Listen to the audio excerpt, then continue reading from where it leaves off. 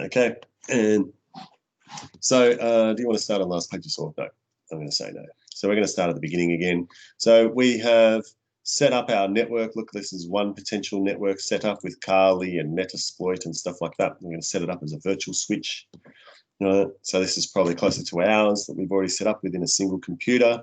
So what we say is don't put your Metasploitable exposed to the public network. We did that already last week.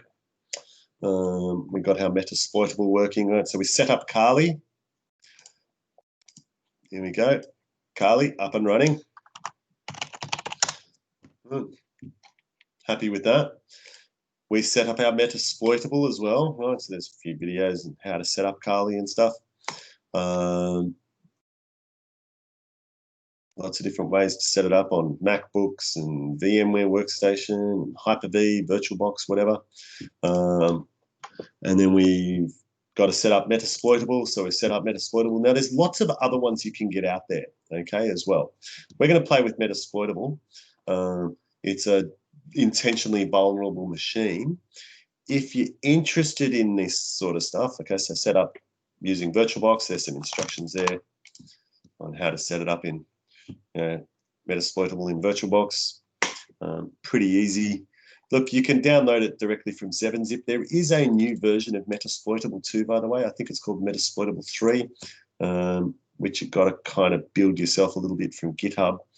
And then we tested our environment. And that's what we got up to, right? So we were able to ping from one to the other, right? And hopefully it will still work, right? This is if you're using VMware. If I had to take a guess, that's VMware Workstation. But it's on a Mac. Cool. So we've finished that lesson, right? Which is what we did.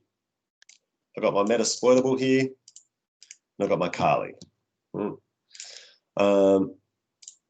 What can I do to try and find Kali's IP address? Now get them up and running if you don't already have them up and running. I'm double checking. Yep, I'm on my NAT network. Oops. This one's on a NAT network. Same network. And I can check to see if it's got a IP address, or I could do something like an nmap of it. Let's get them up and running for us.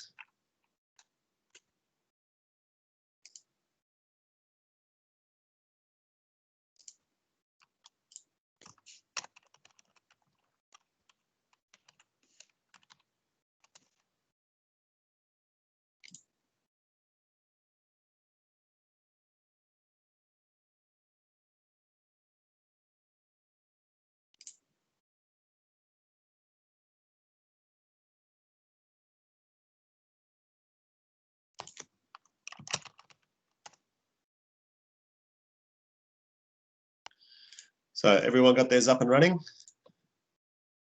Anyone having any problems?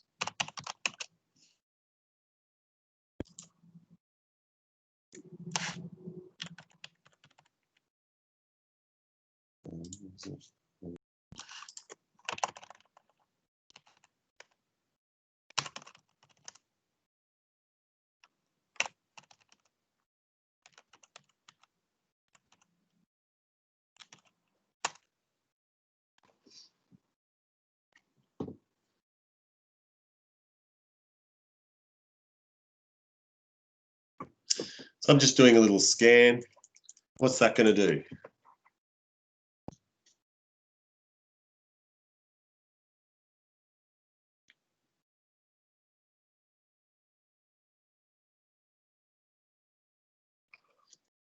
Well, it's scanning my whole network, right? I said, hey, scan 10.0.2.0, right? So that network /24. And it scanned, right, first of all, the gateway, basically, right? That's the gateway, 10.0.2.1. And it's got port 53 open, which is DNS. Then it found 10.0.2.2, and it found a few others open. 2.2, I could take a guess and say it's actually my host itself. 10.0.2.4, right? Everything was closed. And 10.0.2.5. So what's 10.0.2.4? That's me, that's my IP address, right? And .5 is the other one, my Metasploitable. So there's my Metasploitable, right? So a quick scan of the network. Now, what did it do? It only scanned about 1,000 ports, right? It didn't scan all of them. It scanned like a pre-built list, so to speak, of ports. So let me go there.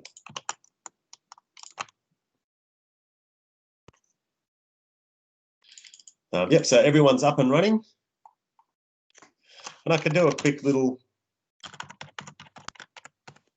ping to make sure, yep, it goes there. How long will this keep pinging for, by the way?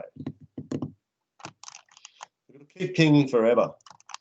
In Windows, when you type ping, it'll send 4 packets, right? I think, what is it? Mac, I think, sends 5 off memory. Is anyone on a Mac here? Kixie, you're on a Mac, aren't you? How many pings does it do from a Mac? Scotty, yeah, okay, I was right, it does 5. I'm making a mistake right now, Marcus. So yeah, look, whereas with Linux, it'll do it continuously, right? So it doesn't actually do, so in Windows, you're going to do ping -t, in Linux, it'll just do it. Okay, so I can ping my Metasploitable. Now, there's a few things we need to do to Metasploitable, by the way, to configure it, get it working properly. Right? One of the things for Mutilidae, one thing I noticed was that something was broken, right? Something was wrong. So what I would suggest is, actually, do we want to break into it and then try and fix it? No, because it won't look right. We'll fix it, and then we're going to break into the system, okay? So bring up your Metasploitable. All right, log in for me. So you should be able to, if you get this, like, to this screen, log in as MSF admin, and the same password.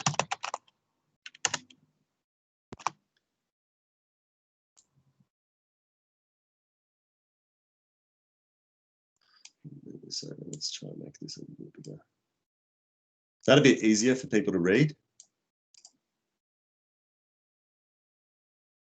Troy Hunt. You guys should watch Troy Hunt. He's really cool. Lives up here as well. Lives on the Gold Coast.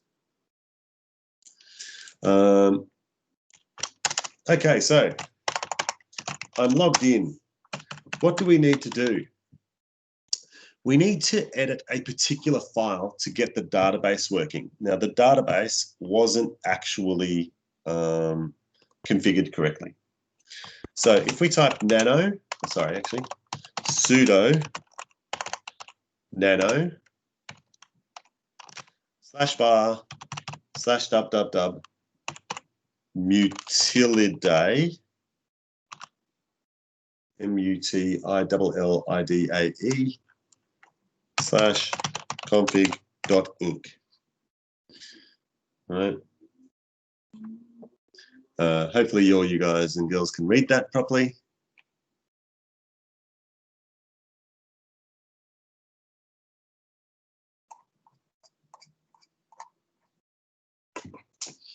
And then when you press enter,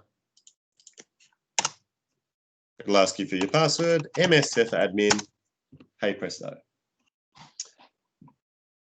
Now you can see here, this is the line that you will have. It will have a DB name Metasploit.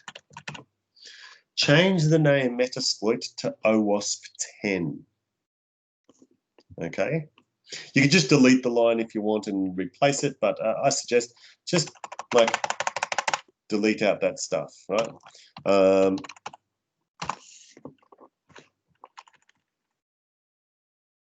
So change that line to OWASP 10. Okay, just change what's inside there. Now you need to press your arrow keys up and down. No point and clicky, no clicky clicky. It's a yeah, one line only. Now it says note on Samurai, the database password is Samurai rather than blank. Guess what? Well, the database password is blank. That's fine. The issue was we were connecting, it was connecting to the wrong database name, right? So fix that up for us. And then you need to save it. Now, how do we save it? Now, I know it's a bit hard to kind of tell, but down the bottom here, let's go. It says write out. Okay, so what you need to do is that little caret symbol there means control. So it's control O, right? Doesn't matter, uppercase, lowercase, right? Control O, actually, I think it does. Just lowercase is fine. Control O. That will write the file, right? So you say control O, and it says, okay, file name to write. We're happy with the name, press enter. Sorry, I'm a bit behind. I must have spelt something wrong in that. Because it's telling me I've created a new file. Okay, press control X to get out. Hang on, where are we? This new file. Yeah, and I'll go, no, don't want to save. Control X, no, you don't want to save. Now, if I go back up here, I'll make sure I've spelt it right. Yeah, there will be a problem with the spelling. Did you say config dot? INC, short for include. I see. I've got a 3. Utilidate. Yeah, so spelt that way there, and that's the name of the file up the top there, sorry, or down the bottom. Hang on, I'll just have a look at the screen again, because I've spelt it wrong somehow. Sorry, I've lost. Yeah, now I'll try it. See if that works. Bingo, I'm in there now. So what line am I changing? Sorry. So where it says DB name, second last line or something. DB name, yep.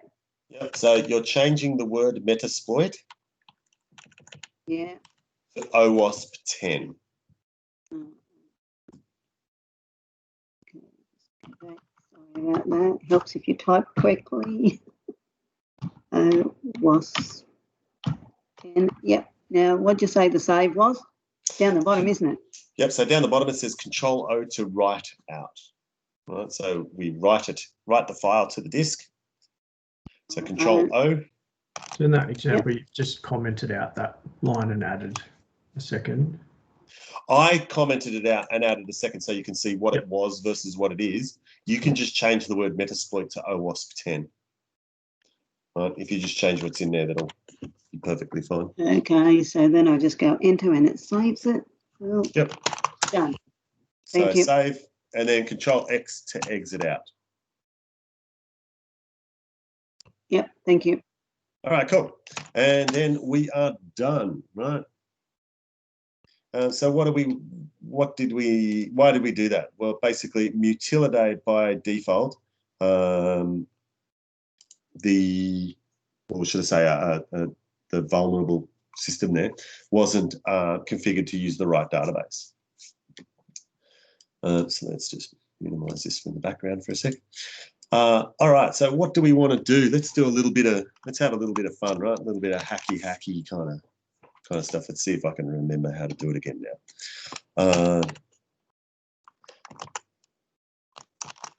Let's bring up the Metasploit framework. So what is the Metasploit framework? Well, it's what allows us to have pre-built hacking and stuff, right? MSF console. Should have written notes down for this, but anyway. I'll live and learn.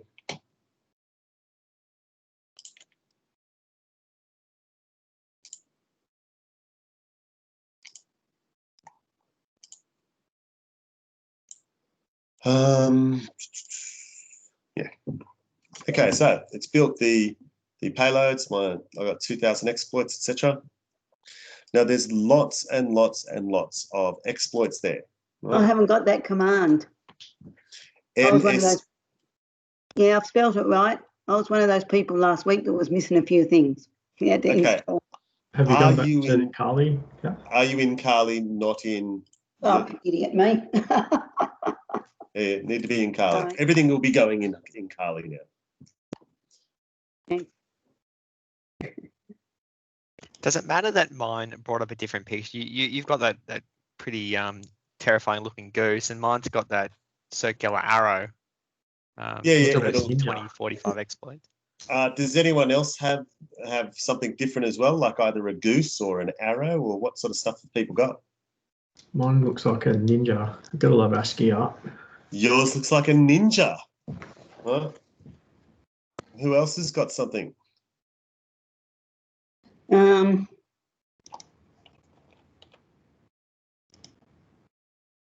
This is people with too much time on their hands. Yeah, I got you didn't say the magic word. You didn't say the magic word. Metasploitable. I'm in there, but I haven't got any pictures of anything. Okay. I've got a That's it. stack and a heap of numbers.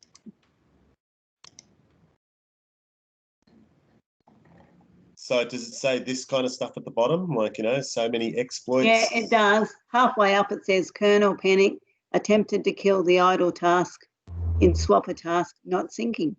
Whatever that means. But I've got all your other things down the bottom. Okay. Hopefully it should work. I'll simple now. Yeah, something doesn't sound quite right. Doesn't sound like it's set up correctly. But we'll see if it works. Okay, so first thing we want to try and do is we're going to use now, I think the exploit that I had last time was the wrong one, right?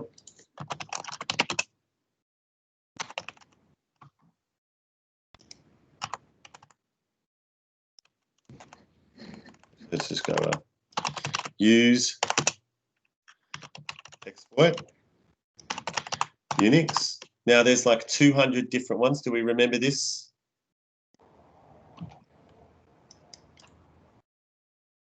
You didn't say the magic word. Nice.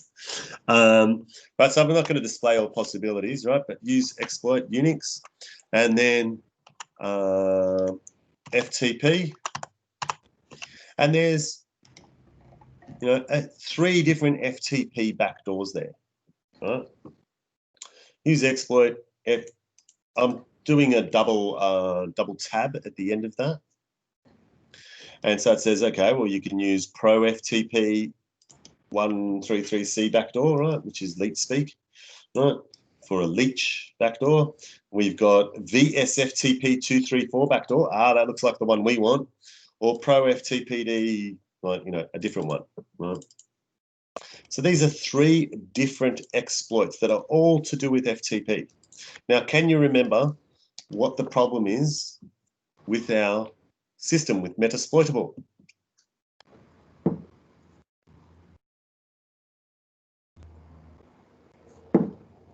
Well, we're using VSFTP, and if I scroll back up, right, FTP or my VSFTP up here, where is it? There it is. Right. The version that we have is VSFTP version 2.3.4, which is this one that has a backdoor.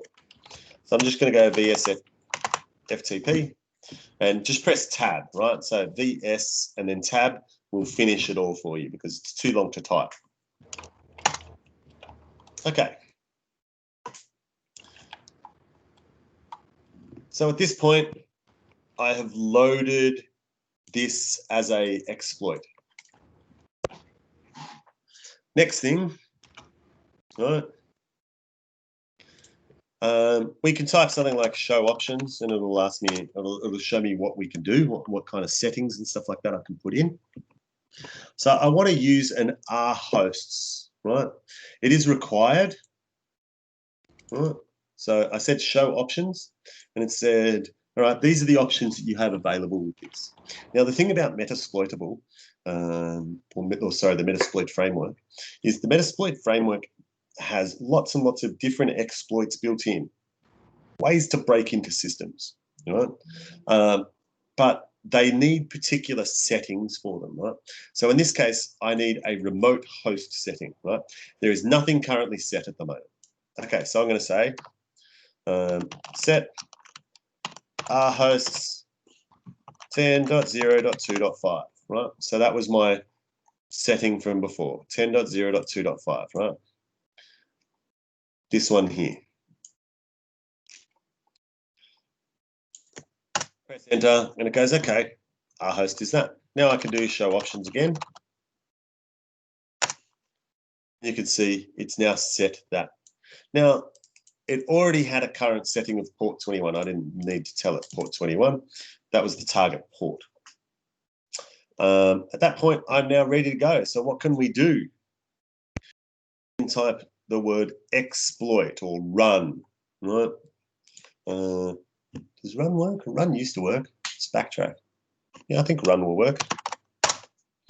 There you go. Now, what has happened? Remember how I kept seeing this port 6200, right? And I was trying to like force it open and stuff like that. So it's done it for me. Right? We kept seeing port 6200 open, but I wasn't able to connect to it properly and stuff. Right? But now this has done it. So it's given me a shell here, right? It says command shell open, but I can't really see anything or do anything. But if I type pwd, okay, it gives me a slash. I've got a command line. I don't have a very pretty looking one, but I have a command line and I can type things like, who am I? And it says you are root. So what am I? I am now logged in on this server to a command shell using their backdoor system, right? And I can move around, I can do stuff, right? We can do, for example, ls/home. Right? All the commands and stuff like that will work. However, it's giving me a line-by-line sort of return. It's not a very pretty way of doing it, but we are remotely logged in. There we go, 10.0.2.5. That's what I'm logged in as. I'm logged in as root on that server.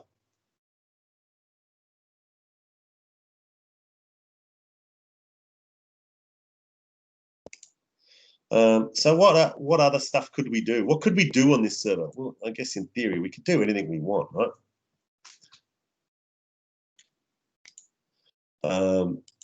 There's kind of nothing you couldn't do, really.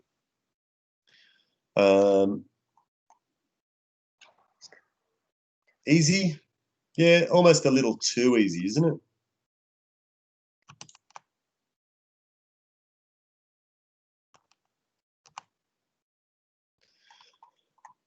Let's have a quick play. RM minus FR slash. Yep, you could do that. Daniel's given us.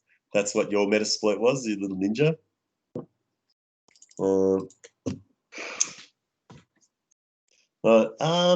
A lot of systems now actually stop you from running that command, Matt. They block that, or they don't block it. They basically ask like an "Are you sure?" And a few other things there to stop that. But yes, it will still work on some of them, right? It might even work on this. Let's go take a snapshot. Pre-RM. Let's call it pre-RM. Okay, so saving a snapshot. Now let's try it. Okay, RM minus RF slash. Cannot remove the root directory. Bow, bow. What if I did RM minus RF slash star?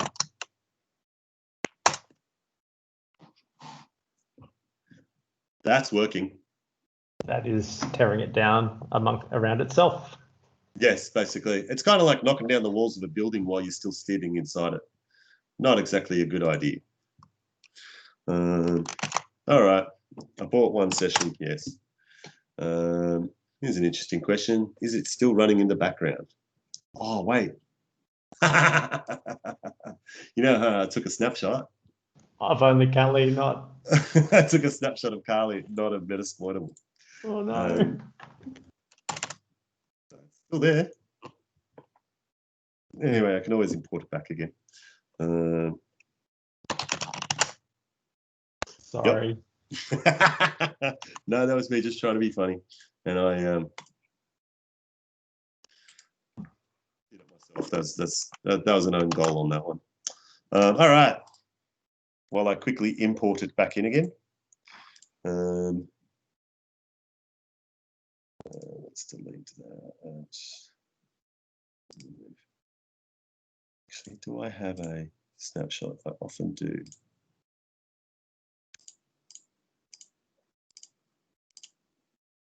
No, I did not take a snapshot. I know better now. Okay, so while I wait, what else could you do? Like, I mean, you could do anything you want, right? With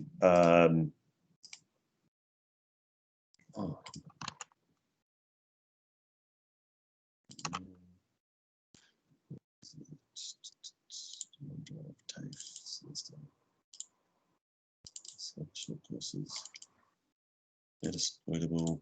That's the one that's broken.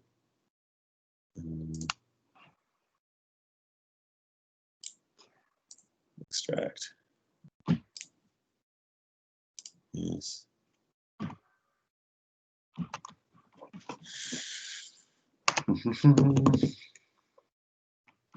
Just setting up the VM again very quickly.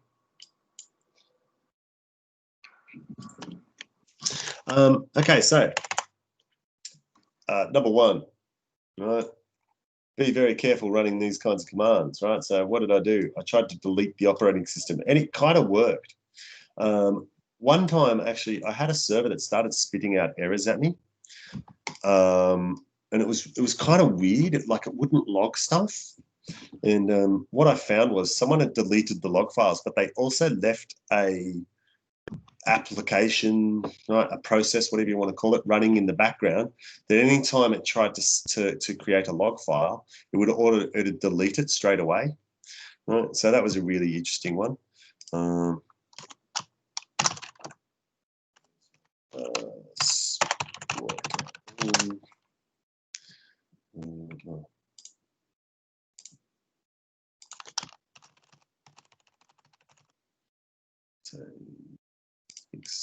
that'll do. Gig of memory. Let's grab exploitable. I don't even care. There it is.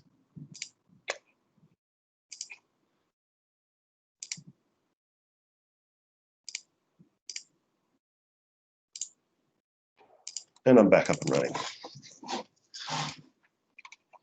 I think it should get the same IP address, was it? So that wasn't long to get back. So look, Metasploit or Metasploit framework, right? With this is version 5 of the framework in this case, has a built-in backdoor software for this version of VSFTP, right?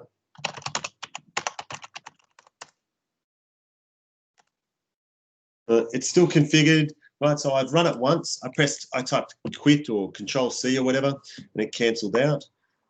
Assuming that my Metasploit is on the same IP address and stuff, right? I could just run it again, right? Now you can type the word exploit or you can type run, and it will work.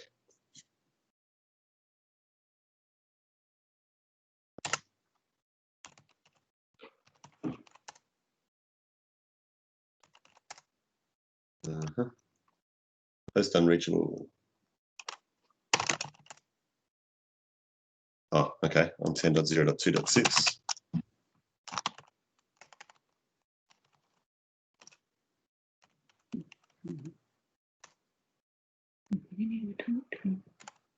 And so now I can run it again, right? Because it's kind of like you load it up, right? You configure it and then you can fire it off, right?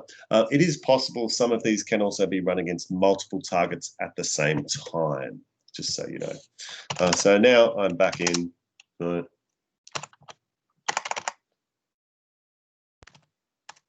These are the processes, for example, that are running. You know, I can run pretty much any command. I am root, right? I am Groot. I closed out of my session, right? And it's back out of this exploit. Right? So now I'm not in there. All right. So that was our first sort of thing. That's a cool image. Yeah. And we were able to get in, we were able to do stuff, right? I can also see, though, by getting in there, we can see things like, okay, we've got an X-type DMC, we've got an Unreal stuff, right? I've got SMD, BD, so like Samba servers sort of stuff working here, right? Lots of different pieces of software, which I was able to find more because I got in there and was able to, well, take a look at everything. Let's go to it, right, to the web page, right? So in this case, mine's 10.0.2.6, right? And I've got, again, never exposed this, right? It's kind of like they don't want you to put it on the internet. Anyone getting that feeling? And we can go to, for example, Mutilidae.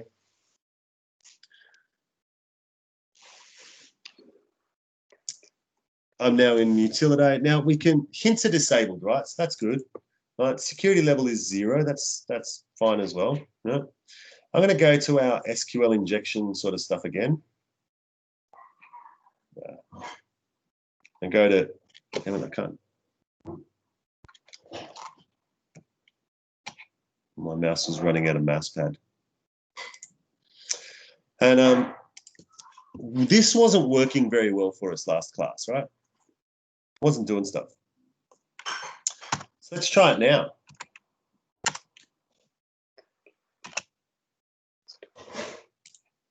I'm not even going to put anything in the password field. What do you get?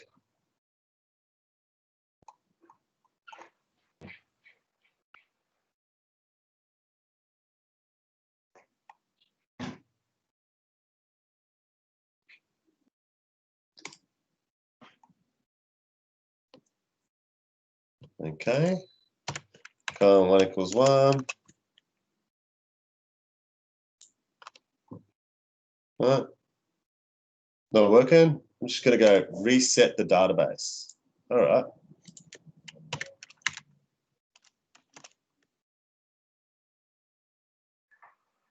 Not working. Try again. 1 equals 1. Colon 4 1 equals 1 dash dash.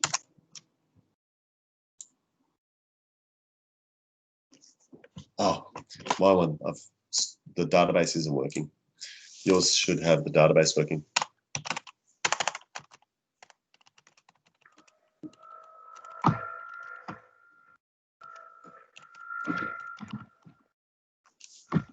Is it called something config? Yeah, I just got a list of usernames, passwords, and signatures.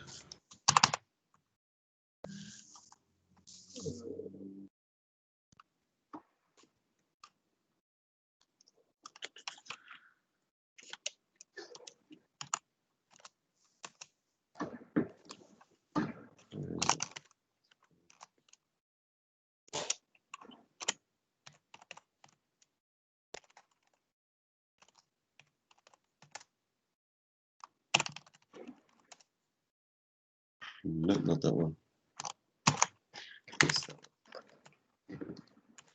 So this one is the one we needed to change to OWASP 10. That's what was wrong for me.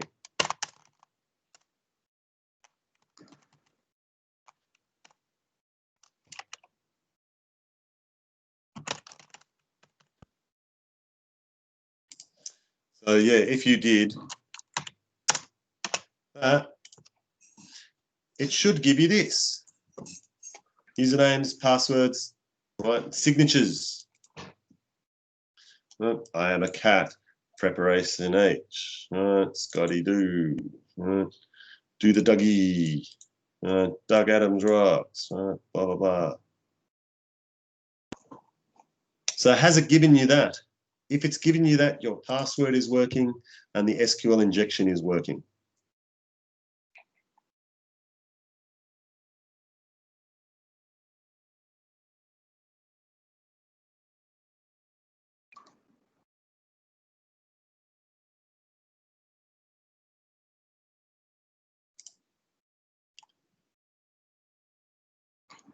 Anyone not got something like that?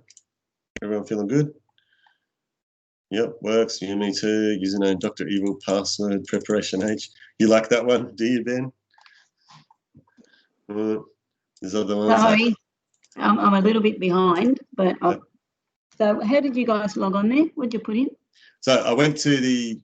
Yeah, I'm there. I'm at your login screen. Yep. Yeah, I've done all that. And you're at this point. Yeah, I'm at the login screen. So I put this. Right, so single tick, space, the word or, space, 1 equals 1, and then the 2 dashes. I'll try that. Right, so what that is it basically means, let's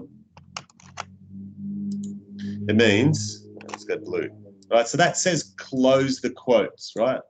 So finish with their name, and then say or, so it's like select something when username equals, if I do this, right, select star, right, from accounts where username, and it has nothing there, or 1 equals 1, right, so this is all supposed to be in that tick box, or in the box, so to speak, and the password is something. And in these little bracket sections, not brackets, single quotes, right, is where your username and password sort of stuff should be.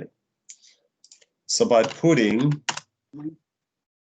those 2 little dashes at the end, we're actually saying, right, don't worry about all the rest of this stuff.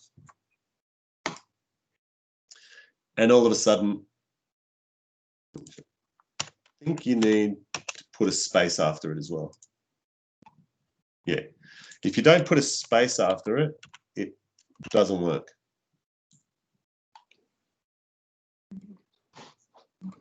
Right. Which is kind of a piece of weirdness. Right? You need a space there.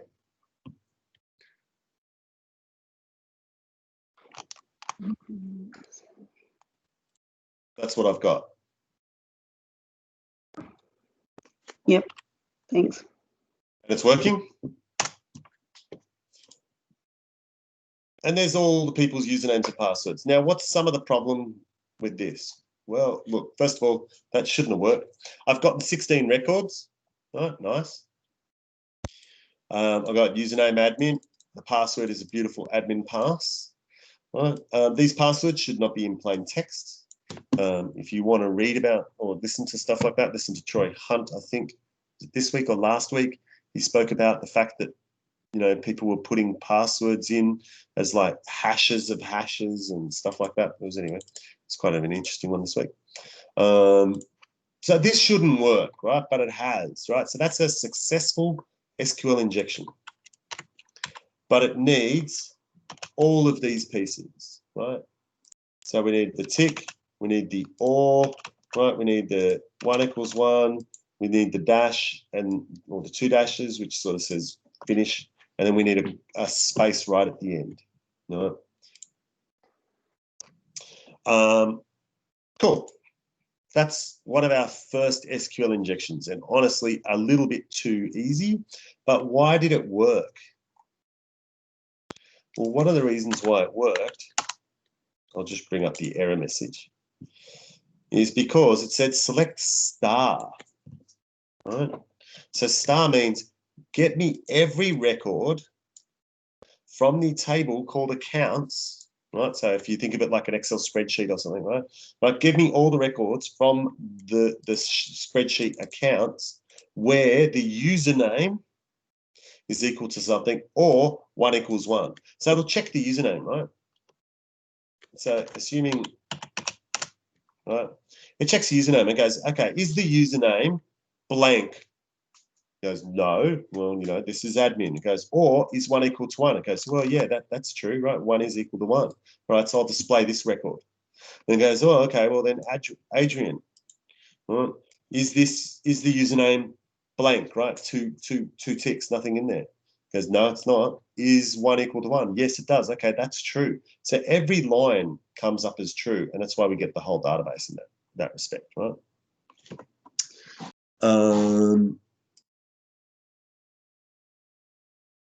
What else can we do? Let's think.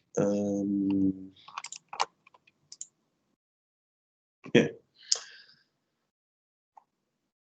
Let's do another quick one, right? We'll do another one where we will try a union.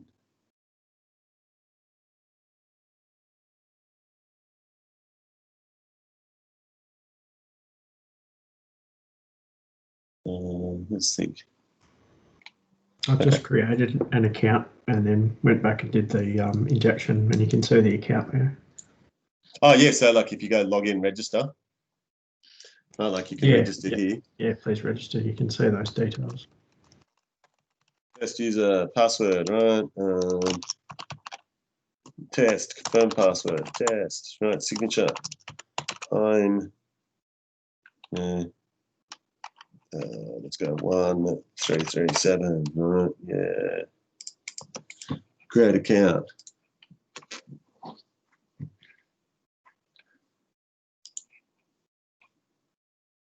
Why did mine not work? Is that maybe a space in the username? Oh no, it's got to I put an apostrophe in the signature section. Yeah.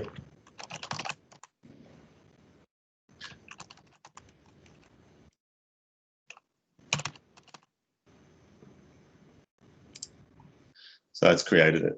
All right.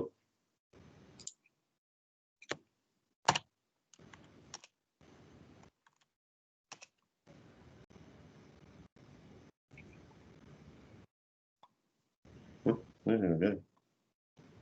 It's kind of weird.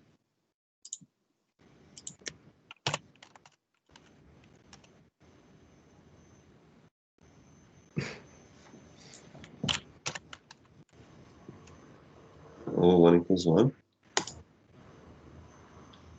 It's unusual.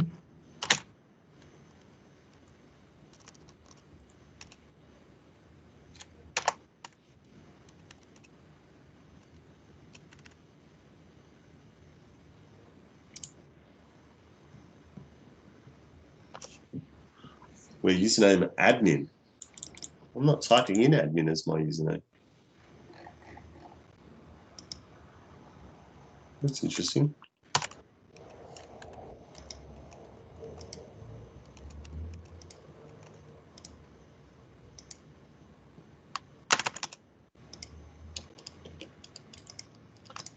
There you go. I got it. I needed to put it in both times now. And there's my user tests. Where am I? Where am I? There we go. Test, lead. Excellent. So it's working, right? Basically, it's working. Let's not do that.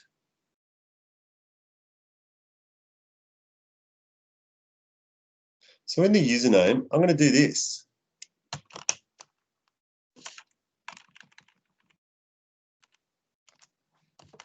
Union select null. 2 spaces, two dashes and a space. Right? Now, what does this do? Anyone know what this kind of stuff does? What's a union? Any databasey people around us?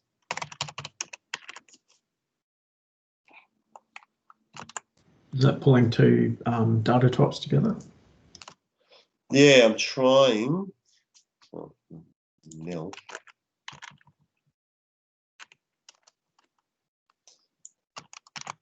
I'm trying to join this to something else.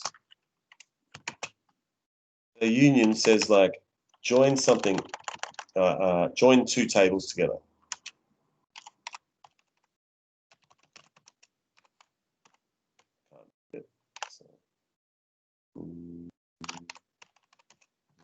Select.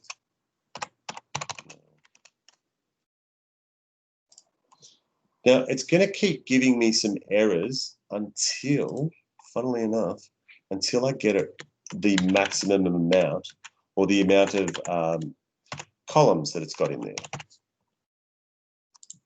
So 2 hasn't quite worked. Once I've got 2 in there.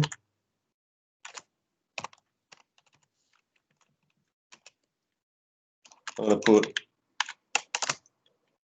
I've got now 1, 2, 3, 4, 5 in there.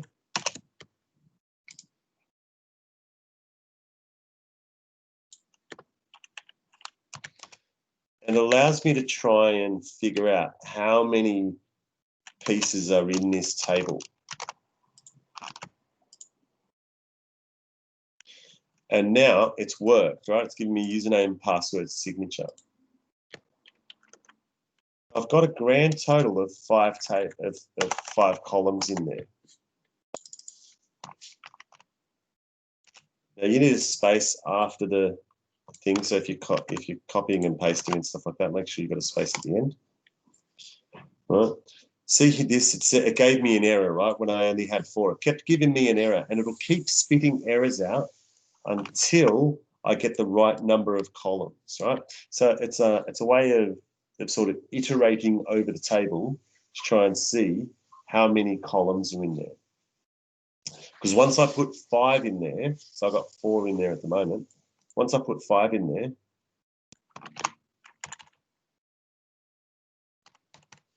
it worked. Yeah, needs both. Now mine needs both filled out. Yours may not need that. Yeah, same. Right. So what's that allowed us to do?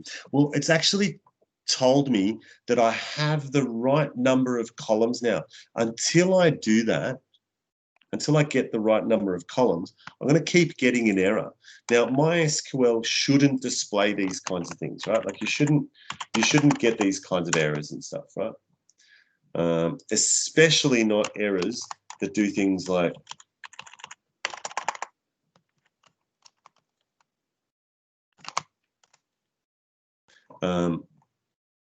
it's kind of interesting.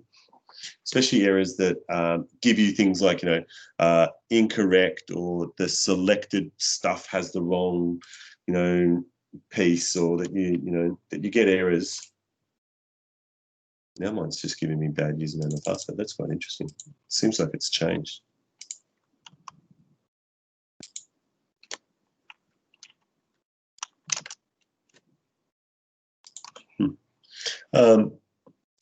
So we want to make sure that how big is it? What's going on in there? How many lines are in there, kind of stuff, right? The more information we can get about the table and the database and the like, the better it is for us, right? Now, what does this allow me to do as well? Well, by getting this,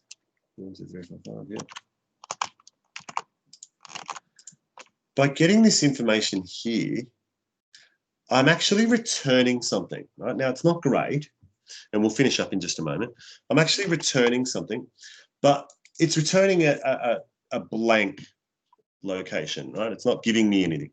However, I can start to put something in there. So I can find, for example, another name of a table or something. If I can find the name of another table, I might be able to get something, right? So I'm going to say, instead of union select nulls, just to kind of make it a little bit more interesting, I'm going to go select 1, 2, 3, 4, 5. Right?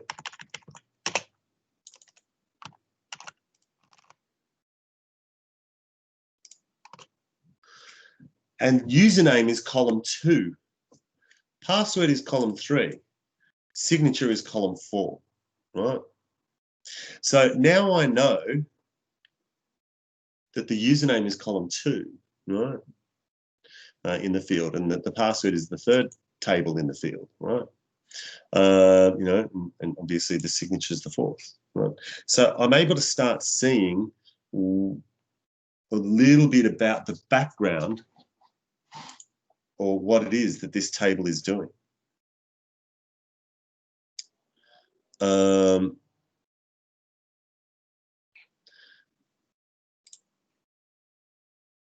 And I might leave it at that.